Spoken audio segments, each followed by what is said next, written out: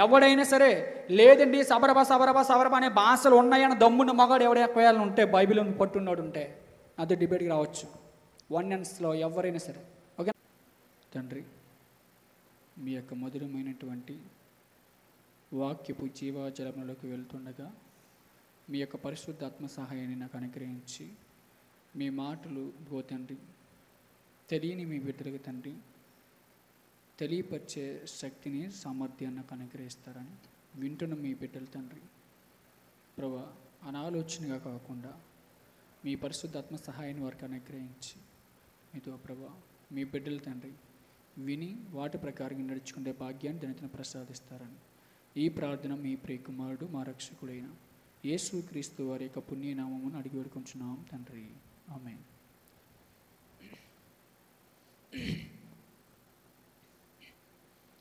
ప్రభునందు దేవుని బిడ్డలారా, మన జగద్రక్షకుడైన యేసుక్రీస్తు వారి యొక్క పవిత్రమైన శ్రేష్టమైన పూజింపదగినటువంటి నామములో మీ అందరికీ నా యొక్క శుభములు తెలియజేస్తున్నాను. ప్రభునందు దేవుని బిడ్డలారా, గతంలో మనం పోయిన మంగళవారం ఒక చక్కటి విషయాన్ని మనం నేర్చుకున్నాం, తెలుసుకున్నాం. ప్రవక్తలు ముసుగులో ప్రజలను ఏ విధంగా మోసం చేస్తున్నారనేటువంటి విషయాన్ని మనందరం కూడా నేర్చుకున్నాం. ఈరోజు కూడా అన్య భాషలు అంటే ఏంటి, నేటి కాలంలో ఉన్నాయా, అయితే అవి ఎలా ఉన్నాయి? ఈరోజు సమాజంలో బైబిల్లో ఉన్నటువంటి రిఫరెన్స్లను, వాక్యపు ఆధారాలను వాళ్ళు ఆధారం చేసుకొని బైబిల్లో వారు భాషలు మాట్లాడారు కాబట్టి మేము కూడా భాషలు మాట్లాడతాం అని వారికి ఇష్టం వచ్చినటువంటి భాషలు మాట్లాడుతూ మనుషులని భ్రమపరుస్తున్నారు, సంఘాలని గలిబిలి చేస్తున్నారు. మరి వీటి గురించి బైబిల్లో మనకు ఆధారం ఎక్కడుంది అని ఒకసారి మన బైబిల్ చూడగలిగితే అపోస్తలుల కార్యములు 2వ అధ్యాయం 1వ వచనం ఒకసారి మనం చూడగలిగితే అపోస్తలుల కార్యములు 2వ అధ్యాయం 1వ వచనం. పెంతెకోస్తు పండగ దినం వచ్చినప్పుడు అందరూ ఒక చోట కూడి ఉండిరి. ఇశ్రాయేలీయులకు పెంతెకోస్తు అనేటువంటి పండగ ఉందన్నమాట. ఇశ్రాయేలీయులకు పెంతెకోస్తు అనే పండగ కాదు, కానీ వాళ్ళకి 3 పండగలు ఉన్నాయి. ఎన్ని పండగలు? ఈ 3 పండగల గురించి దేవుడు ఒక మాట అంటున్నాడు. ఈ 3 పండగలు గురించి ఇశ్రాయేలీయులకు దేవుడు ఒక మాట చెప్తున్నాడు. ఎందుకనంటే పెంతెకోస్తు పండగ దినమున దేవుడు ఒక మహా అద్భుతమైన కార్యం చేయడానికి పూనుకున్నాడు. అందుకే వాళ్ళందరూ కూడా ఒక దగ్గర ఒక ఇంట్లో కూడుకున్నారు. ఇప్పుడు పెంతెకోస్తు పండగ దినమున వాళ్ళందరూ ఏం చేయాలి అని బైబిల్ మనకు చెప్తుంది అంటే నిర్గమాకాండం 23వ అధ్యాయం 17వ వచనం ఒకసారి చూద్దాం. నిర్గమాకాండం 23వ అధ్యాయం 14వ వచనం నుండి 17వ వచనం వరకు ఇశ్రాయేలీయులకు ఏర్పరచబడినటువంటి కొన్ని నియమాలు ఉంటాయి. మనం 17వ వచనం చదివితే అక్కడ ఒక చక్కటి విషయాన్ని దేవుడు రాశాడు. సంవత్సరమునకు 3 మారులు పురుషులందరూ ప్రభువైన యెహోవా సన్నిధిని కనబడవలనని అంటున్నాడు. చూడండి, సంవత్సరానికి ఎన్ని మార్లు అంట? 3 మార్లు. సంవత్సరానికి 3 సార్లు యెహోవా సన్నిధిని ఏం చేయాలి? వాళ్ళు కాపాడాలి. వాళ్ళు ఎక్కడికి పోయినా అంటే జీవనోపాధి పేరిట వాళ్ళు ఎక్కడికి పోయినా, వాళ్ళు దేశాలు దాటిపోయినా, ఖండాలు దాటిపోయినా ఎక్కడికి రావాలి? వాళ్ళు పస్కా పండుగ దినమున, లేదంటే ఆ 3 పండుగలకు ఏంటి, పస్కా పండుగ కానివచ్చు, పర్ణశాలల పండుగ కానివచ్చు, ఏంటి పులియని రొట్టెల పండుగ కానివచ్చు, ఈ పండగలు జరిగినప్పుడు వీళ్ళు ఎక్కడికి రావాలంట? ఎక్కడికి? ఆ స్థలానికి రావాలి. అక్కడికి రావాలి, ఇశ్రాయేలు దేశానికి వాళ్ళు రావాలి. అలాగే మరొక మాట మనం చూడగలిగితే దినవృత్తాంతముల గ్రంథం 2వ అధ్యాయం 8వ వచనం. దినవృత్తాంతముల గ్రంథం 2వ అధ్యాయం 8వ వచనం.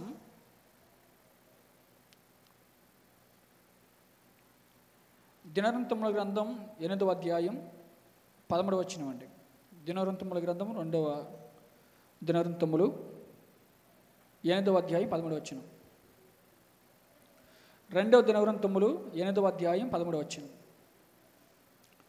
మోషే ఇచ్చిన ఆజ్ఞను బట్టి విశ్రాంతి దినముల యందును అమావాస్యల యందును నియామక కాలముల యందును సంవత్సరమునకు ముమ్మారు జరుగును పండగల యందును, అనగా పులియని రొట్లు పండగల యందును, వారముల పండగల యందును, పర్ణశాలల పండుగల యందును యెహోవాకు దహన బలులను అర్పించుచు వచ్చును. అంటే ఇశ్రాయేలు వారు ఎక్కడికి పోయినా సరే వాళ్ళు ఎక్కడికి రావాలి? ఎక్కడికి రావాలి? ఇశ్రాయేలు పని మీద ఎక్కడికి పోయినా సరే. ఒక చిన్న విషయం చెప్తాను. ఇప్పుడు మన బంగారమ్మపేటలో బంగారమ్మ పండగ అనేది ఒకటి జరుగుతుందా లేదా? అలా జరుగుతున్నప్పుడు చాలామంది జీవనోపాధి పేరిట ఒడిశా పోయిన వారు ఉన్నారు, ఇటు చీరాల పోయిన వారు ఉన్నారు, అటు కన్యాకుమారి పోయిన వారు ఉన్నారు, అటు నదుల్లోకి పోయిన వారు ఉన్నారు. అలాగా అనేక ప్రాంతాలు పోయి బ్రతుకుతున్నారు. హైదరాబాద్ కానివచ్చు, ఇంకా మరొక కొన్ని చోట్ల ఇలా బ్రతుకుతున్నప్పుడు బంగారమ్మ పండగ అనేది జరిగినప్పుడు వీళ్ళందరూ ఎక్కడికి వస్తున్నారు? ఊర్లోకి వస్తున్నారు. అవునా? అంటే ఒక చిన్న ఎగ్జాంపుల్ చెప్తున్నా. కానీ వచ్చినా రాకపోయినా మన ఊర్లో ఎవరు ఏమనరు అంటారా? ఏరా నువ్వు ఎందుకు రాలేదు పండగ పూటను కూడా అని అంటారా? అనరు. కానీ దేవుడు ఏర్పరిచినటువంటి ఈ నియమం అనేది ఖచ్చితంగా వారు రావాలి. అర్థమవుతుందా? ఖచ్చితంగా నీకు ఎన్ని పనులు ఉన్నా, నువ్వు ఎక్కడున్నా ఎక్కడికి రావాలి? ఇశ్రాయేలు దేశానికి రావాలి. అంటే దేవుడి యొక్క ప్రణాళిక చూడండి. ఇప్పుడు అపోస్తలుల కార్యములు 2వ అధ్యాయం 1వ వచనం చదువుదాం. చూడండి, దేవుని ప్రణాళిక ఎలా ఉందో, ఏ విధంగా ఉందో మనం చూడగలిగితే, అన్య భాషలు అనేవి అక్కడ ఎందుకు రాయబడింది అని అంటే ఇప్పుడు చెప్తున్నాడు. అపోస్తలుల కార్యములు 2వ అధ్యాయం 1వ వచనం ఒకసారి చూద్దాం. పంతికోస్తు పండుగ దినమున వచ్చినప్పుడు వారందరూ ఒక చోట కూడి ఉండిరి. ఎందుకు? ఈ పంతికోస్తు దినమున ఎవరు వస్తున్నారు? ఇప్పుడు ఇందాక మనం చదువుకున్నాం. ఎవరు వస్తున్నారు? చెదిరిపోయినటువంటి నలుదిక్కులు చెదిరిపోయినటువంటి ఇశ్రాయేలీయులందరూ అక్కడికి వస్తారు ఖచ్చితంగా. అది దేవుని నియమం. మోషే గారికి దేవుడు ఇచ్చినటువంటి ఆజ్ఞ ఇశ్రాయేలీయులందరూ కూడా పాటించాలి. అర్థమవుతుందా? మోషే గారికి సీనాయి పర్వతం మీద మోషే గారికి దేవుడు ఏ ఆజ్ఞనైతే ఆజ్ఞాపించాడో అవన్నీ ఇశ్రాయేలుకు ఆజ్ఞాపించాడు. ఇశ్రాయేలందరూ వాటన్నిటిని ఏం చేయాలి? పాటించాలి. ఇప్పుడు పంతికోస్తు పండగ దినము వచ్చినప్పుడు అందరూ ఒక చోట కూడి ఉండరు. అపోస్తలులందరూ ఒక చోట కూడి ఉన్నారు. ఎందుకంటే అప్పటికి యేసుక్రీస్తు ప్రభులు వారు చనిపోయి 49 రోజులు అవుతుంది. బాగా ఆలోచించండి. నేడున్నటువంటి సేవకులు సబరబ అని ఎంత విధంగా సమాజాన్ని మోసం చేస్తున్నారో ఈ యొక్క వీడియో ద్వారా సమాజం తెలుసుకుంటుంది. ఏమండి? చాలామంది వన్ అండ్ స్పేరిట చాలా విషయాలు మాట్లాడారు, కానీ వాక్యాన్ని తిప్పేశారు. సత్యం ఉన్నది ఉన్నట్టుగా బోధించకుండా, వాక్యం ఉన్నది ఉన్నట్టుగా బోధించకుండా వారికి అనుకూలంగా మార్చేసుకున్నారు. అందుకే ఈరోజు మాట్లాడవలసిన అవసరం వస్తుంది. ఏమండి? కాబట్టి ఆలోచించండి. ఇక్కడ యేసుక్రీస్తు ప్రభువుల వారు చనిపోయేప్పుడు ఎన్ని రోజులు అవుతుంది? 49 రోజులు అవుతుంది. 49 రోజులు పోయిన తర్వాత 50 రోజు నాడు ఏం జరుగుతుంది? పస్కా పండుగ. అర్థమవుతుందా? ఈ పస్కా పండుగకి ఎవరు రావాలి? ఇశ్రాయేలు ఎక్కడెక్కడ ఉన్న వాళ్ళందరూ అక్కడికి రావాలి. ఇప్పుడు దేవుడు ఒక మహా అద్భుతం చేయబోతున్నాడు. అక్కడ ఎలాంటి అద్భుతం చేయబోతున్నాడో ఒకసారి చూద్దాం. అప్పుడు వేగముగా వీచు బలమైన గాలి వంటి ఈ యొక్క ధ్వని ఆకాశము నుండి ఆకాశమత్తుగా వారు కూర్చుండి ఉన్న ఇల్లు అంతయు నిండును. ఎవరు కూర్చున్న ఇల్లంతా? అపోస్తలులు కూర్చున్న ఇల్లంతా ఎలా ఉందంట? నిండి ఉందంట. అలా నిండి ఉన్నప్పుడు మరొక విషయం చెప్తున్నాడు. మరియు అగ్ని జ్వాలల వంటి నాలుకలు విభాగింపబడినట్టుగా వారికి కనబడి వారిలో ఒక్కొక్కని మీద రాలగా అందరూ పరిశుద్ధాత్మతో నిండిన వారై ఆ ఆత్మ వారికి వాక్కు శక్తి అనుగ్రహించిన కొలది అన్య భాషలలో మాట్లాడి సాగిరి. ఇక్కడ కనిపించింది మనకి. ఈరోజు మన టాపిక్ ఏంటి? అన్య భాషలు. ఇప్పుడు అన్య భాషలలో మాట్లాడి సాగిరి. అన్య భాషలు అంటే ఏంటి చెప్పాలి. సబరబ సబరబ సబరబ ఇదా ఏంటి? ఈరోజు అయ్యన మాట్లాడుతున్నారు. అన్య భాషలు అంటే ఏంటి? అన్య భాషలు అంటే ఏంటో తెలుసా? ఈరోజు మన దొంగ బోధకులు పచ్చిగా అనాలంటే దొంగ పెద్ద బోధకులండి. ఎంత దొంగలంటే వీళ్ళు ఏమండి, ఈరోజు క్రైస్తవ్యం అవమాన పాలవడం గల కారణం ఎవరు అంటే నేడున్న చోరీ సేవకులు. ఎలాంటి వాళ్ళు వీళ్ళు? చోరీగాళ్ళు. అర్థమవుతుందా?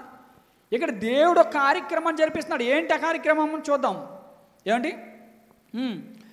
అందరూ పరిశుద్ధాత్మతో నిండిన వారై ఆ ఆత్మ వారికి వాక్కు శక్తి అనుగ్రహించిన కొలిది అన్య భాషలతో మాట్లాడసాగిరి. ఆ కాలమున ఆకాశం క్రింద నుండి ప్రతి జనములో నుండి వచ్చిన భక్తి గల యూదులు యెరూషలేములో కాపురం ఉండి. ఇప్పుడు చూడండి, ఇందాక మనం చదివిన వచనాలకి ఈ వచనం లింకప్ అవుతుందా లేదా? ఆ కాలం ఏ కాలమున? పంతెకోస్తు పండగ కాలమున. ఎక్కడెక్కడికి వెళ్ళిపోయారు వీళ్ళు? ఆకాశం క్రింద నుండి ప్రతి జనములో. అంటే ఆకాశం క్రింద నుండి ప్రతి జనములు అంటే భూమి మీద ఉన్న ప్రతి జనములను. అంటే వాడు అమెరికాలో ఉండొచ్చు, ఒకడు జర్నీలో ఉండొచ్చు, ఒకడు ఎక్కడ ఉండొచ్చు, బంగ్లాదేశ్లో ఉండొచ్చు. ఇలా దేశాల్లో చెదిరిపోయారు. అర్థమవుతుందా? అలా చెదిరిపోయినారు. అందరూ ఎక్కడికి వస్తారు? ఇక్కడికి వస్తారు. ఇప్పుడు ఈ పండగకి ఇక్కడికి వచ్చినప్పుడు ఏం జరుగుతుంది? అక్కడ ఆ కాలమున ఆకాశం క్రింద నుండి ప్రతి జనములలో నుండి వచ్చిన భక్తి గల యూదులు. ఎక్కడి నుంచి వచ్చారు? చెదిరిపోయినటువంటి భక్తి గల యూదులు వచ్చారు. మళ్ళీ తిరిగి ఎక్కడికి? యెరూషలేము వచ్చారు. అర్థమవుతుందా? చెదిరిపోయినటువంటి భక్తి గల యూదులందరూ ఎక్కడికి వచ్చారంటే యెరూషలేములో వచ్చేవి కాపురం ఉన్నారు. ఎందుకంటే పండగ వచ్చినప్పుడు ఎప్పుడు వస్తారు? 4-5 రోజుల ముందే వస్తారా రారా? వచ్చి కాపురం ఉన్నారు. కాపురం ఉన్న తర్వాత ఏం జరుగుతుంది చూడండి. ఈ శబ్దము కలగగా జనులు గుంపులుగా కూడి వచ్చి, ఏ శబ్దం? ఇందాక చెప్పాం మనం, అగ్ని జ్వాలల వంటి నాలుకలు విభాగింపబడినట్టుగా ఒక భయంకరమైనటువంటి పెద్ద శబ్దం జరిగింది. ఈ శబ్దం విన్న తర్వాత జనులు గుంపులుగా కూడి వచ్చి ప్రతి మనుష్యుడు తన తన భాషలతో వారు మాట్లాడేట విని ఏం చేశారంట? కలవరపడిపోయారంట. అంటే అర్థం ఏంటి? ప్రతి మనుషుడు అంటే అపోస్తలులు అందరూ కూడా వారు ఎవరి భాషలతో మాట్లాడుతున్నారు? ఇక్కడ దేశములు ఎంత విభాగింపబడిపోయిన వారి యొక్క భాషలు మాట్లాడుతున్నారు. చాలా జాగ్రత్తగా ఆలోచించండి. అర్థమవుతుందా? ఇప్పుడు ఇతర దేశాలు వెళ్ళిపోయారు. ఇప్పుడు నేను ఆంధ్రప్రదేశ్లో ఉన్నాను, ఏపీలో ఉన్నాను. నాకు వచ్చిన భాష ఏంటి చెప్పండి? మీకు వచ్చిన భాష ఏంటి? తెలుగు వస్తుంది, అంతేనా? అంతకుమించి మరి ఏమైనా వస్తుందా? రాదు. కన్నడ మాట్లాడమంటే మాట్లాడతారా? మాట్లాడరు. జర్మనీ మాట్లాడమంటే మాట్లాడతారా? మాట్లాడరు. ఎందుకంటే ఆ భాషల మీద మీకు పట్టు లేదు. ఎందుకంటే ఆ దేశం మీరు ఎప్పుడు వెళ్ళలేదు, ఆ రాష్ట్రం మీరు ఎప్పుడు వెళ్ళలేదు, ఆ భాషల మీద మీకు పట్టు లేదు. అర్థమవుతుందా? అంటే వాళ్ళకి ఆ భాషల మీద పట్టలేదు. ఎందుకంటే వీళ్ళు యేసుక్రీస్తు ప్రభుల వారితోనే ఉన్నారు. అర్థమవుతుందా? వీళ్ళు యేసుక్రీస్తు ప్రభుల వారితోనే ఉన్నారు. ఏ దేశము వెళ్ళలేదు. ఏ దేశము వెళ్ళని వీరికి భాషలు ఎలా వస్తాయి ఒకసారి చెప్పండి. వస్తాయా? ఇప్పుడు నేను ఉన్నాను అనుకోండి, ఒరిస్సా వెళ్ళాను అనుకో, ఒరిస్సా భాష నాకు వస్తుంది, అవునా? పోనీ కన్నడ వెళ్ళాను అనుకోండి, కన్నడ భాష నాకు వస్తుంది, అవునా? అంతేనా? ప్రపంచంలో ఉన్న అన్ని భాషలు వస్తాయి నాకు? వస్తాయా? రావు. ఒకవేళ వచ్చే విధంగా ఒకవేళ అంటే ప్రపంచాలన్నీ నేను తిరగాలి. అర్థమవుతుందా? ప్రపంచాలు అన్ని తిరుగుతూనే వస్తాయి. ఇప్పుడు అపోస్తులు ఎవరైనా సరే ప్రపంచ దేశాలకు వెళ్ళారా? అప్పటికి వెళ్ళలా. అర్థమవుతుందా? అప్పటికి వెళ్ళలేదు. ఇంకా అప్పటికి యేసుక్రీస్తు ప్రభువు చనిపోయి 50 రోజులు అవుతుంది ఆ రోజుతో. అప్పటికి ఇంకా వాళ్ళు ఎక్కడికి వెళ్ళలేదు. ఇప్పుడు జరుగుతున్న విషయం ఏంటి అని అంటే, వీళ్ళందరూ ఆశ్చర్యపోతున్నారంటే. ఎందుకు ఆశ్చర్యపోతున్నారు? చూడండి ఎందుకు ఆశ్చర్యపోతున్నారు అని అంటే, అంతటా అందరూ ఈ భ్రాంతి నొంది ఆశ్చర్యపడి, ఇదిగో మాటలాడుచున్న వీరందరూ గలిలీయులు కారా? వాళ్ళు ఏమనుకుంటున్నారు తెలుసా? ఆశ్చర్యపోతున్నారు. మరి ఇదేంట్రా, మన భాషలో వీళ్ళు మాట్లాడుతున్నారు, మన భాషలో వీళ్ళు ఎలా మాట్లాడగలుగుతున్నారు? మన దేశం రాలేదు, మన భాష వీళ్ళకి తెలియదు, మన భాషలో ఎలా మాట్లాడగలుగుతున్నారు వీళ్ళు? అర్థమవుతుందా? వాళ్ళు ఏం చేశారంట? ఆశ్చర్యపోయారంట, భ్రాంతికి గురైపోయారంట. అర్థమవుతుందండి? ఇప్పుడు 7వ వచనం ఇంకా స్పష్టంగా చదువుతాం. అంతటా అందరూ భ్రాంతి నొంది ఆశ్చర్యపడి, ఇదిగో మాటలాడుచున్న వీరందరూ గలిలీయులు కారా? అంటే వీళ్ళు ఎక్కడుండే వాళ్ళు? గలిలీయలోనే ఉండేవారు. ఆ యోధులందరూ కూడా ఎక్కడుండే వాళ్ళు అంటే, అపోస్తులందరూ కూడా ఇశ్రాయేలు దేశంలోనే ఉండేవారు. వీళ్ళు ఎక్కడికి వెళ్ళలేదు, ఏ ప్రాంతానికి వెళ్ళలేదు, కానీ వీళ్ళకి భాషలు ఎలా వచ్చాయి? ఆశ్చర్యపోతున్నారు. అలా ఆశ్చర్యపోతూ, మనలో ప్రతివాడు తాను పుట్టిన దేశ భాషతో వీరు మాట్లాడుట మనం వినుచున్నామే, ఒరే ఇదేమిరా అలా అనుకుంటున్నారు. ఒరే నువ్వు అమెరికాలో పుట్టావు, నువ్వు జర్మనీలో పుట్టావు, నీకో భాష ఉంది, నాకో భాష ఉంది, కానీ మనం పుట్టిన ఆ దేశాల్లో నుండి మనం ఇక్కడ వచ్చాం. ఎందుకంటే మనం ఇశ్రాయేలీయులం. వారు ఎక్కడికి వెళ్ళి బ్రతికినప్పటికీ కూడా వాళ్ళ జాతిని వాళ్ళు మర్చిపోలేదు. వారు ఎక్కడికి వెళ్ళి బ్రతికినప్పటికీ కూడా వాళ్ళకి దేవుడు ఆచరించమన్నటువంటి ఆజ్ఞలు వారు ఎప్పుడు కూడా మర్చిపోలేదు. వీళ్ళు ఏమనుకుంటున్నారు అని అంటే, మనలో ప్రతివాడు తను పుట్టిన దేశ భాషతో వీరు మాట్లాడట మనం వినుచున్నామే, ఇదేమి? ఆశ్చర్యపోతున్నారండి. ఏమండి ఎందుకు ఆశ్చర్యపోతున్నారు తెలుసా? ఆ భాషలు అపోస్తులకి తెలియకుండా ఏం చేస్తున్నారు? వాళ్ళు పరిశుద్ధాత్మతో నిండుకొనిన వారే మాట్లాడుతున్నారు. ఎందుకు మాట్లాడుతున్నారు తెలుసా? అప్పటికి యేసుక్రీస్తు ప్రభువు చనిపోయి 50 రోజులు అవుతుంది.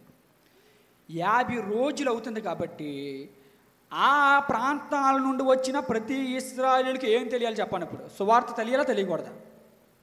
అర్థమవుతుందా? యేసుక్రీస్తు ప్రభువు వారు చనిపోయిన తర్వాత సువార్త ఎవరు ప్రకటించాలి? అపోస్తులు, శిష్యులు ప్రకటించాలి. ఇప్పుడు శిష్యులు ప్రకటించాలి అంటే వాళ్ళ భాషలో శిష్యులకు వచ్చా రాదు. మరి ఎలా ప్రకటిస్తారంటే, అందుకే పరిశుద్ధాత్మ దేవుడు వారిని ఆవరించిన తర్వాత వాళ్ళు ఏం చేశారు? అన్య భాషలలో మాట్లాడారు. అన్య భాషలలో అంటే భూమి మీద ఉన్న భాషే, అంటే వారికి తెలియని భాష. వాళ్ళు ఏం చేశారు? మాట్లాడగలిగారు. ఎలా మాట్లాడగలిగారు అని అంటే, పరిశుద్ధాత్మ దేవుని సహాయంతో వాళ్ళు మాట్లాడగలిగారు. అర్థమవుతుందా? మరి ఇప్పుడు వాళ్ళు ఏ భాషలో మాట్లాడారు అని మనకు డౌట్ ఉంటే ఆ కింద వచ్చలో చెప్తున్నాడు. వారు ఏ భాషలో మాట్లాడారో చెప్తున్నారు.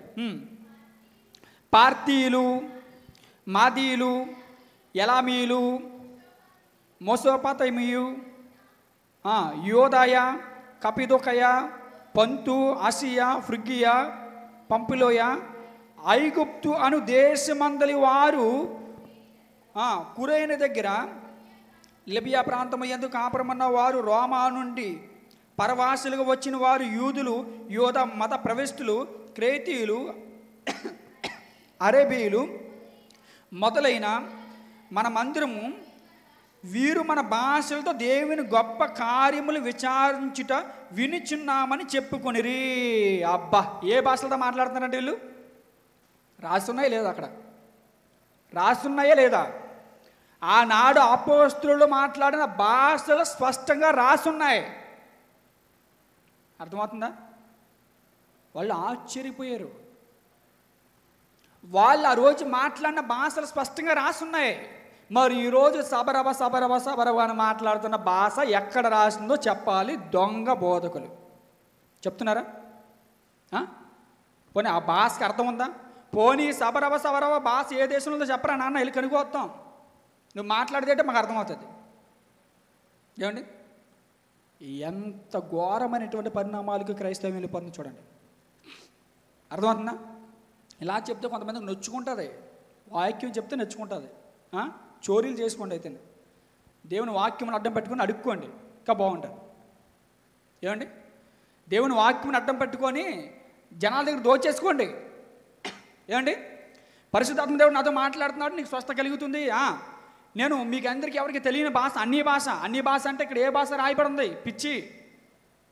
అన్య భాష అని అంటే వారికి రాని భాష. అర్థమవుతుందా? నాకు కన్నడ రాదు, కానీ కన్నడలో మాట్లాడించగలిగాడు ఎవరు? దేవుడు. నాకు తమిళం రాదు, కానీ తమిళంలో మాట్లాడించగలిగాడు ఎవరు? దేవుడు. ఆ రోజు వారు అన్య భాషలలో మాట్లాడారు అంటే దేవుని సహాయంతో వారికి రాని భాషలలో మాట్లాడించే కారణం ఏంటంటే ఆయా ప్రాంతాలకు చెదిరిపోయిన దేవుని బిడ్డలు అందరికీ ఏం తెలియాలి? దేవుని క్రీస్తుని గురించిన సువార్త తెలియాలి. అర్థమవుతుందా? ఏంటి, పౌలు గారు సంఘాలు స్థాపించినప్పుడు ఖండాలు దాటి వెళ్ళిపోయాడు, తెలుసా? ఖండాలు దాటి వెళ్ళిపోయినప్పుడు అక్కడ సంఘం ఉన్నదని పౌలు గారికి ఎలా తెలుస్తుంది చెప్పండి? ఎలా తెలుస్తుంది? ఆ రోజు ఇక్కడికి వచ్చిన వాళ్ళే క్రీస్తుని కూర్చున్న సువార్త విని 3000 మంది బాప్తీసం పొంది దేవుని కొరకు బ్రతుకుతామని ఆయా ప్రాంతాలకు వెళ్ళిపోయి సంఘాలు నియమించేళ్ళరా, పిచ్చేవాళ్ళరా. అందుకే పౌలు గారు వెళ్ళారు, వాక్యం చెప్పారు. వాక్యాన్ని పఠించాలి, వాక్యం తెలిసి ఉండాలి. ఏమండి, ఈరోజు చాలామందికి బైబిల్ మీద అవగాహనలే. ఏది పడితే అది మాట్లాడడం, ఎవడైనా ఒక జిమ్మిక్కులు చేత జిమ్మిక్కులకి పడిపోవడం, బైబిల్ ఎంతవరకు దాన్ని యాక్సెప్ట్ చేస్తుంది, ఎంతవరకు యాక్సెప్ట్ చేయదు అనే సరైనటువంటి అవగాహన లేదు ఈరోజు క్రైస్తవ్యానికి. ఏమండి, అందుకే నేను నైట్ ఒక వీడియో మాట్లాడాను, ఇప్పటికీ వైరల్ అవుతున్న వీడియో. ఏంటి చూద్దాం. వీళ్ళందరూ ఒక విషయాన్ని అంటారు, ఏమంటారు తెలుసా? అప్పుడు వీళ్ళు ఏం చేస్తున్నారు అని అంటే, వీళ్ళందరూ ఏం చేస్తున్నారు ఒకసారి మనం చూడగలిగితే, అందరూ ఏ భ్రాంతి నుండి ఎటు తోచక ఇది ఏమగునో అని ఒకరితో ఒకరు చెప్పుకుంటున్నారు. అందరూ చెప్పుకుంటున్నారు, ఏంట్రా ఇలా మాట్లాడేస్తున్నారు, ఏంట్రా ఇందులో కొంతమంది విద్య లేని పామర్లు ఉన్నారు, వేటలకు వెళ్ళిన వారు ఉన్నారు, జాలర్లు ఉన్నారు, వీళ్ళు ఎలా మాట్లాడగలుగుతున్నారు? ఏమండి, ఆ రోజుల్లో మరి పుస్తకాల మీద రాసుకొని చదువుకొని ఈ విధంగా కూడా ఉండేది కాదు. అర్థమవుతుందా? ఇప్పుడంటే మనకి బుక్స్ వచ్చేసాయి, ఫ్యాన్స్ వచ్చేసాయి, రాసేసుకుంటున్నాం, హ్యాపీగా టైపింగ్ కూడా చేసేసుకుంటున్నాం, అవునా? అప్పుడు మరి పూర్వకాలం మంది ఏంటి, క్రీస్తుకు పూర్వం కాను వచ్చి ఇవన్నీ చెట్లు బెర్రల మీద రాసేవాళ్ళు. అర్థమవుతుందా? స్టోర్స్ లాగా చెట్లు బెర్రల మీద రాసి చరపపు కాగితాల మీద రాసి చుట్టేవారు. ఏమండి, కానీ ఇక్కడ వాళ్ళందరూ ఆశ్చర్యపోయిన తర్వాత అందులో కొంతమంది అంటున్నారంటే, ఏమంటున్నారు చూడండి, 13వ వచనం. కొందరైతే వీరు క్రొత్త మద్యముతో నిండి ఉన్నారని అపహాస్యం చేసిరి. అంటే ఏం చేస్తున్నారు తెలుసు? ఒరే, వీళ్ళు కొత్త బ్రాండ్ తాగేశారు, కొత్త మద్యం తాగేశారు మనకు తెలియకుండానా, అందుకే వీళ్ళు ఏం చేస్తున్నారు, మాట్లాడేస్తున్నారా అని అనుకుంటున్నారంట, వ్యాయామం చేస్తున్నారంట, అపహాస్యం చేస్తున్నారంట.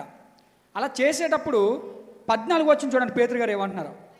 అయితే పేతురు ఆ 11 కూడా లేచి నిలిచి బిగ్గరగా వారితో ఇట్లను, యోదాయ మనుష్యులారా, యెరూషలేములో కాపురమున సమస్త జనులారా, ఇది మీకు తెలియగాక చెవియొగ్గి నా మాట వినడి.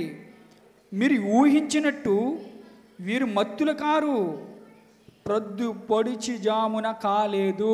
మీరు అనుకున్నట్టుగా వీళ్ళు ఏదో తాగేసి మాట్లాడుతున్నారని అనుకోకండి, కళ్ళు తెరవండి. యేసుక్రీస్తుని గూర్చిన సువార్త దేవుడు మాతో మీ అందరికీ విశదపరుస్తున్నాడు. మీ భాషలు మాకు రాకపోయినా, మీ ప్రాంతాలు మేము రాకపోయినా, మాకు ఎలా వచ్చాయంటే ఈ భాషలు సాక్షాత్తు దేవుడే మాకు ఏం చేశాడు తెలుసా? సాక్షాత్తు దేవుడే మాతో మాట్లాడిచ్చాడు. ఆలోచించండి అంటున్నారు. అర్థమవుతుందండి?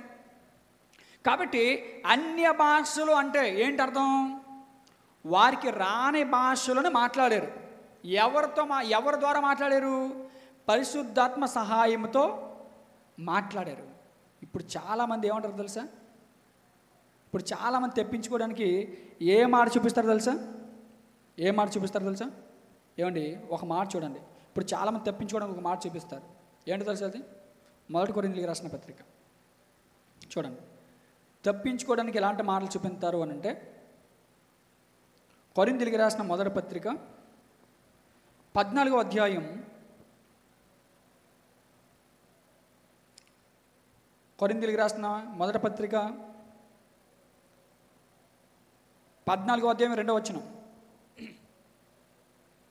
ఎందుకనగా భాషతో మాట్లాడేవాడు మనుషులతో కాదు దేవునితో మాట్లాడుచున్నాడు. మనుషుడు ఎవడను గ్రహింపుడు కానీ వాడు ఆత్మ వలన మరములను పలుకుచున్నాడు. ఇక్కడ రాయబడింది కదండి. ఏముంది ఇక్కడ? ఏమండి, చాలామంది మాట్లాడే మాట ఏంటి? ఇక్కడ రాయబడింది కదా. 1 కొరింథీయులకు రాసిన పత్రిక 14వ అధ్యాయం 2వ వచనంలో ఏమంటున్నాడు దేవుడు? ఎందుకనగా భాషతో మాట్లాడేవాడు మనుషులతో కాదు దేవునితో మాట్లాడుచున్నాడు. మనుషుడు ఎవడును గ్రహింపుడు కానీ వాడు ఆత్మ వలన మర్మములను పలుకుచున్నాడు. మనుషులు గ్రహించరు, సబరబ అంటారు, మీకు తెలియదు అంటున్నారు. అవునా? అంటున్నారా? తొక్క తీసేస్తాడు పౌలు. నాకులాంటి కాదు. అర్థమవుతుందా? జవ్వా ఇరిగిపోద్ది. ఏంటి చూడండి ఏమంటున్నాడు 5వ వచనంలో. అదే పౌలు గారు 5వ వచనంలో ఏమంటున్నాడు చూడండి. వీరందరూ భాషలతో మాట్లాడవలనని కోరుచున్నారు కానీ మీరు ప్రవచింపవలనని మరీ విశేషంగా కోరుచున్నను. సంఘము క్షేమాభివృద్ధి పొంది నిమిత్తము భాషలతో మాట్లాడువాడు అర్థము చెప్పితేనే కానీ వాని కంటే ప్రవచించువాడు శ్రేష్ఠుడు. ఇప్పుడు భాషతో మాట్లాడేవాడు ఏం చేయాలి చెప్పండి? ఏం చేయాలి? అర్థం చెప్పాలి. మరి చెప్తున్నావు నువ్వు అర్థం? చెప్తున్నాడు అర్థం? ఎలా ఎవరైనా అర్థం చెప్తున్నారండి? భాషలతో మాట్లాడేవాడు ఎవడైనా అర్థం చెప్తున్నాడా? అసలు భాష అంటే అర్థం ఏంటో తెలుసా? భాష అంటే దేశములో ప్రపంచంలో ఎక్కడో ఒక దగ్గర వాడబడేదాన్ని భాష అంటారు. అర్థమవుతుందా? అది ఇంగ్లీష్ కానివచ్చు, ఒడియా కానివచ్చు, ఏ భాష అయినా సరే. అవునా? అర్థమవుతుందా? కోయివారి భాష ఉంటుంది ఒకటి. ఆ భాష కూడా అర్థాలు ఉన్నాయి లేదా? ఉన్నాయి. ఏమండి? అదేవిధంగా భాషల గురించి ఇంకా ఏమంటున్నాడు ఒకసారి మనం చూడగలిగితే, అదే కొరింథీయులకు రాసిన పత్రిక 14వ అధ్యాయం 10వ వచనం ఒకసారి చూడండి. లోకమందు ఎన్నో విధములుగా భాషలున్నను వాటిలో ఒక్కటైనను స్పష్టము కానిద ఉండదు. అబ్బా, మతిపోయే మాట చెప్పాడండి. లోకంలో ఎన్నో భాషలు ఉన్నాయి లేదా చెప్పండి? ఉన్నాయి లేదా? ఎన్నో భాషలు అండి, ఎన్నో భాషలు ఉన్నాయి. లోకములో ఎన్నో భాషలు ఉన్నను వాటిలో ఒక్కటైన స్పష్టం కానిదై ఉండదు. ప్రతి భాషకు అర్థం, భావం ఉంటుంది. ఒక విషయం చెప్పమంటారా? ఇంతకీ వీళ్ళు మాట్లాడి భాషలు కదండి అవి, పిచ్చరిపులు, పిచ్చి కేకలు. దాన్ని భాష అంటారు. అర్థమవుతుందా? దాన్ని భాష అంటారు. ఎందుకంటే అర్థం లేని దాన్ని భాష అంటారా? అర్థం ఉన్నదాన్నే భాష, లాంగ్వేజ్ అంటారు. అవునా? మరి అర్థం లేకుండా మాట్లాడుతున్నాడంటే వాడు ఎవడో పిచ్చోడై ఉండాలి. అవునా? ఇక్కడ అదే అంటున్నాడు. ఏమంటున్నాడు 10వ వచనంలో? లోకమందు ఎన్నో విధములకు భాషలను వాటిలో ఒక్కటైన స్పష్టం కానిదై ఉండదు. తెలుగు భాషకు అర్థం ఉంది, ఇంగ్లీష్కి అర్థం ఉంది. అవునా? ఒడియాకి, హిందీకి, కన్నడకి, తమిళంకి, ఏంటి జర్మనీ భాషకి, అన్ని భాషలకు ఏమున్నాయి? భావాలు ఉన్నాయి. మరి నువ్వు మాట్లాడే భాషకు ఏముంది? ఏమీ లేదు. అంటే నువ్వు ఎలాంటి వాడి? దొంగోడి. అవునా? దొంగోడి అంటే ఎవడు కూడా ఏమంటే నేర్చుకోలేడు, ఏదో మాట చూపించాడు. ఏమండి? ఇంకా 13వ వచనం చెప్తున్నాడు. భాషతో మాట్లాడేవాడు అర్థము చెప్పు శక్తి కలిగుటకై ప్రార్థన చేయవలను. నువ్వు భాషతో మాట్లాడాలనుకుంటున్నావా? అర్థము చెప్పే కెపాసిటీ సంపాదించడానికి నువ్వేం చేయి? ప్రార్థన చేయి. చేస్తున్నారా? ఏమండి? అంటే ఇవన్నీ దేని గురించి చెప్తున్నాడు? సంఘము క్షేమ అభివృద్ధి కోసం చెప్తున్నాడు. పౌలు గారు ఆత్మ వరాల గురించి చెప్పట్లా ఇక్కడ. రే, ఆత్మ వరాల గురించి కాదురా నాన్న, ఇవి సంఘాన్ని సరి చేస్తున్నాడు, బోధ చేస్తున్నాడు పౌలు. ఎంతమందికి తెలుసండి వాక్యం? వరాలు ఇచ్చేస్తున్నాడు పౌలు. మరి వరాలు ఇచ్చేత తీతికి ఇచ్చేయాలి, తీమోతికి ఇచ్చేయాలి, అవునా? ఫిలిప్కి ఇచ్చేయాలి, పిలోమోనికి ఇచ్చేయాలి, అందరికి ఇచ్చేయాలి. మరి వాళ్ళకి ఇచ్చాడా? బోధ ఇచ్చాడు. రే నేను వెళ్ళి వచ్చేసరికి సంఘంలో యవన కాలం మంది నువ్వేం చేసుకో, ప్రతి విషయం అంది ఇతరులకు మాదిరిగా కనపరుచుకో. తీమోతు జాగ్రత్త, సంఘంలో యాసాలు వేసారా తొక్క ఊడిపోతారు అని చెప్పాడు. బోధ విషయమే చెప్పడే లేదా? మరి ఆత్మవరాలు ఉన్నాయంటే ఇవే ఇచ్చేస్తాడు కదా వాళ్ళకి. సంఘం క్షేమ అభివృద్ధి కోసం పౌలు గారు చేస్తున్నటువంటి బోధ అండి కొరింథీ సంఘానికి. భాషతో మాట్లాడేవాడు అర్థం చెప్పు శక్తి కలిగుటకై ప్రార్థన చేయవలను. నేను భాషతో ప్రార్థన చేసిన ఎడల నా ఆత్మ ప్రార్థన చెయ్యును, కానీ నా మనసు ఫలవంతంగా ఉండదు. భాష కాదురా ముఖ్యం, మీకు వాక్యం బోధ ముఖ్యం. ఏమండి? అలాగంటూ చూడండి 27 వచ్చిన చూద్దాం. భాషతో ఎవడైనను మాట్లాడితే ఇద్దరు అవసరమైన ఎడల ముగ్గురికి మించకుండా వంతులు చొప్పున మాట్లాడే వాళ్ళను సంఘంలో బోధ చేస్తున్నాడు.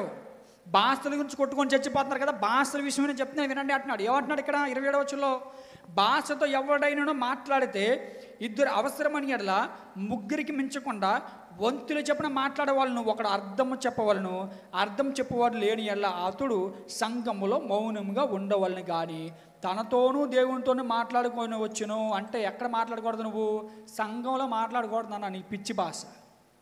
నీకు అర్థం చెప్పడం రాలేదు కదా, అర్థం చెప్పడం రాకపోతే నువ్వు సంఘంలో మాట్లాడకూడదు. ఎక్కడ? నువ్వు దేవునితో మాట్లాడుకోవడానికి ఎక్కడికో పో ఏకాంతంగా. నువ్వు సంఘంలో సబరప అని తెలియని భాష మాట్లాడితే, అర్థం చెప్పాలి ఈ భాష మాట్లాడితే సంఘం అంతం అయిపోతుంది, గలిబీలు అయిపోతుంది. ఏంటి భాషలు అని అడుగుతున్నారు. కాబట్టి ఒకవేళ నీకేదో దేవునితో నేను మాట్లాడుకుంటున్నానంటే నువ్వు బయటకు పోయి అక్కడికి వెళ్ళి మాట్లాడుకో ఏకాంతంగా. సంఘంలో అయితే నీకు అధికారం లేదు. మరి వీళ్ళందరూ ఎక్కడ మాట్లాడుతున్నారు? సంఘం అంటే ఎవరో కాదండి, దేవుని యొక్క ఆలయాలుగా మనమే దేవుని సంఘం. మన దగ్గర ఏం చేయకూడదంట? మాట్లాడకూడదంట. అలా అంటూ ఏమంటున్నాడు? భాషతో ఎవడైనా మాట్లాడితే ఇద్దరు అవసరమైన ఎడల ముగ్గురికి మించకుండా వంతులు చెప్పిన మాట్లాడవాళ్ళని అంటే అర్థం ఏంటంటే, ఇప్పుడు మీరు అందరూ కూర్చున్నారు కదా, మీరందరూ కూర్చున్నారు.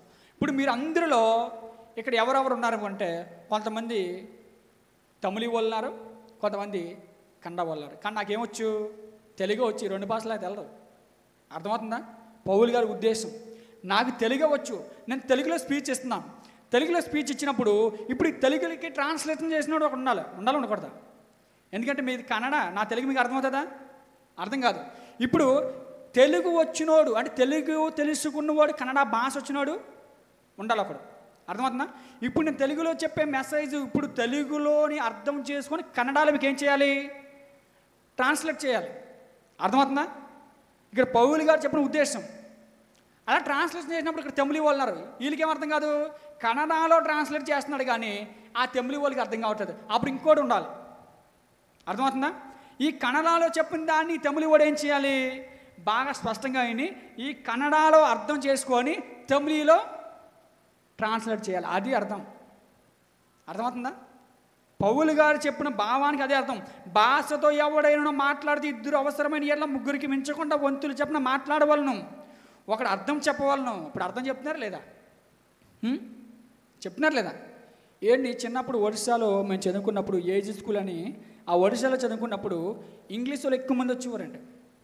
ఇంగ్లీష్ వాళ్ళు ఎక్కువ మంది వచ్చేవాళ్ళు, దొరలు వచ్చేవాళ్ళు వాక్యం చెప్పడానికి. మాకు దొరలు వస్తే ఆ దొరలు మాట్లాడే ఇంగ్లీష్ భాష మాకు తెలియదు, జర్మనీ భాష మాకు తెలియదు, ఏదేదో మాట్లాడేవాడు, మాకు అర్థమైంది కాదు.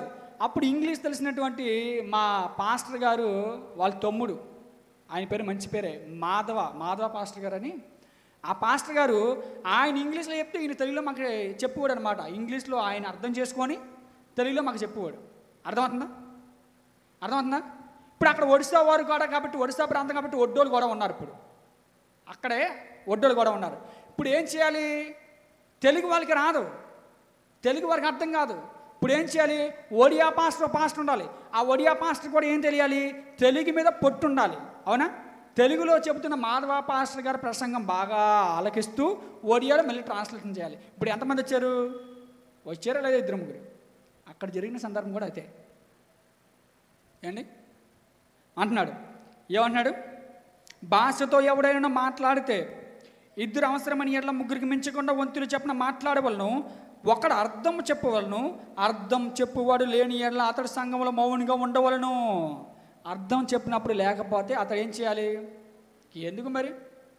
అర్థం చెప్పేవాడు లేడు, మీరంతా తమిళి వాళ్ళు, నేను తెలుగు వాడిని, తెలుగులో నేను చెప్తే తమిళలో మీకు ఏమైనా అర్థమవుతుందా? ఇప్పుడు అర్థం చెప్పేవాడు ఉంటేనే కదా అర్థమవుతుందా? కాబట్టి అర్థం చెప్పినవాడు లేనప్పుడు మీరు ఏం చేయండి? సంఘంలో మౌనంగా ఉండండి.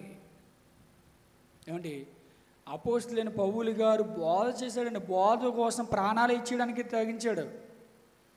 అర్థమవుతుందా? ఆత్మవరాలు, జిమ్మిక్కులు, చిటకాలు ఉంటే ఆయన వెనక ఉన్నటువంటి కుమారులైనటువంటి ఆత్మీయ కుమారులైనటువంటి వాళ్ళందరికీ కూడా ఏం చేస్తాడు? పనిచేస్తాడు కదా. ఏమండి, అందుకే పౌలు గారు లాస్ట్గా చెప్తున్నాడు ఒక మాట. ఏం చెప్తున్నాడు ఒకసారి చూడండి.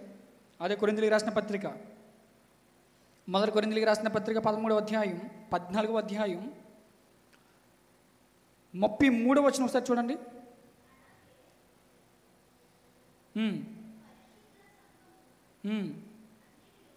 అలాగే పరిశుద్ధుల సంఘములన్నిటిలో దేవుడు సమాధానముకే కర్త కానీ అల్లరికి కర్త కాడు. వాళ్ళకి బోధిస్తున్నాడండి. అర్థమవుతుందా? పౌలు గారు హెచ్చరిస్తున్నారు, బోధిస్తున్నారు. ఎందుకురా గోళ్ళ పెట్టుకుంటున్నారు, ఎందుకురా ఖర్చుకుంటున్నారు, ఎందుకురా అరుచుకుంటున్నారు? మన దేవుడు అల్లరికి కర్త కాడురా, సమాధానమునికే కర్త. వాళ్ళు చేసిన తప్పులను, వాళ్ళు చేసిన మిస్టేక్స్ను ఖండిస్తున్నాడు, సరిచేస్తున్నాడు సంఘాన్ని. అర్థమవుతుందా? కాబట్టి అన్య భాషలలో అపోస్తలులు మాట్లాడారు అని అంటే వారికి తెలియని భాషతో మాట్లాడారు, వారికి రాని భాషతో మాట్లాడారు. ఆ రాని భాషను మాట్లాడడం గల కారణం ఎవరంటే పరిశుద్ధాత్మ దేవుడు. అర్థమవుతుందా? వారికి రాని భాషను ఏం చేశారు? వాళ్ళు మాట్లాడారు పరిశుద్ధ సహాయంతో. ఆ భాష అప్పటికి భూమి మీద ఉంది. ఆ భాషలు వచ్చిన వారికి వాళ్ళకి మామూలుగా భాషలు రావు కాబట్టి పరిశుద్ధాత్మ సహాయంతో అక్కడ కార్యం జరగడానికి ఒక కార్యం చేశాడు దేవుడు. ఆ రోజు మాట్లాడకపోతే 3000 మంది బాప్తిసం పొందుతారా? ఒక్క ప్రసంగానికి 3000 మంది బాప్తిసం పొందారు అంటే దేవుడు వాక్కు శక్తిని వారికి అనుగ్రహించాడు. వారి భాషలలోకి వెళ్ళి మాట్లాడాలంటే వీళ్ళు భాష నేర్చుకోవాలి. భాష వీళ్ళకి రాదు. అప్పుడు ఏం చేయాలి? దేవుడే స్వయంగా పరిశుద్ధాత్మ సహాయం ద్వారా వారిని మాట్లాడిచ్చాడు, అక్కడ కార్యం జరిగించాడు. అదండి అర్థం. అంతే తప్ప భాషలు ఉన్నాయి సబరని మాట్లాడుతానని దమ్మున్నవాడు ఎవడైనా ఒకవేళ ఉంటే నాతో డిబేట్ కలిగి ఉండే. అర్థమవుతుందా? ఎవడైనా సరే, ఈ వీడియో వైరల్ అవుతుంది, ఈ వీడియో వెళ్తుంది. ఎవడైనా సరే లేదండి సబరబ అనే భాషలు ఉన్నాయని దమ్మున్న మగాడు ఎవడైనా ఉంటే, బైబిల్ పట్టున్నాడు ఉంటే నాతో డిబేట్కి రావచ్చు. వన్నెన్స్లో ఎవరైనా సరే. ఓకేనా? కళ్ళు మూసుకొని ప్రార్థన చేసుకుందాం. మహాపరిశుద్ధుల సకల ఆశీర్వాదాలకు కారణభూతుడైన మా ప్రియ పరలోకపు తండ్రి, ఇదిగో ప్రభా, నీ బిడ్డలమైన మేమందరము తండ్రి, ఇదిగో తండ్రి నీ యొక్క వాక్యాన్ని తండ్రి నువ్వు నేర్చుకుని ఉన్నాం ప్రభు. ఇదిగో తండ్రి, నువ్వు ఉండే లోకంలో మేము ఉండాలంటే ఇదిగో తండ్రి లేఖన భాగంలో ఏముందో పరిశీలించి ఇదిగో తండ్రి వాటిని ప్రభా అనుగ్రహించమని, వాటిని ప్రభా నేర్చుకోమని ఇదిగో తండ్రి మీ యొక్క లేఖనం సెలవిస్తున్న ప్రభా. ఇదిగో తండ్రి మీ మాటలు తండ్రి మీ పిల్లలకి విశదపరిచి ఉన్నాను తండ్రి. వారు వినుచుండగా వారి మనోనేత్రములు వెలిగించండి. ఇదిగో తండ్రి అంధకారమైన వారి హృదయంలో ఉన్నటువంటి ఆ మాలిన్యాన్ని తీసివేసి మీ యొక్క వాక్యము అనేటువంటి తండ్రి జీవాజలం వారికి హృదయంలో నింపి ఇదిగో ప్రభా నీ యొక్క వాక్యం ఎలిగే భాగ్యాన్ని తను ప్రసాదిస్తారు. వచ్చిన బిడ్డలను దీవించండి, ఆశీర్వదించండి. ఇదిగో తండ్రి వాక్యంలో ఎదుగుతున్న మీ బిడ్డలను పెట్టి ఇదిగో తండ్రి ఎంతగానో సంతోషిస్తున్నాం ప్రభా. మీ బిడ్డలు తండ్రి ఇదిగో తండ్రి నీ కొరకు బతికే భాగ్యాన్ని తను ప్రసాదిస్తారని ఈ ప్రార్థన మీ ప్రియకుమారుడు మా రక్షకుడైన యేసుక్రీస్తు వారి యొక్క పవిత్రమైన శ్రేష్టమైన పూజ పొందినటువంటి నామంలో అడిగి పెట్టుకుంటున్నాం తండ్రి. ఆమేన్, ఆమేన్. మన తండ్రి అయిన దేవుని ప్రేమ, కుమారుడైన యేసుక్రీస్తు వారి కృప, పరిశుద్ధాత్మ సహవాసం సకల పరిశుద్ధులకు మనకు సదాకాలం తోడే ఉండను గాక. ఆమేన్, ఆమేన్. అందరికీ వందనాలండి. కాల్ బ్లెస్ చేయండి. థ్యాంక్ యూ అండి.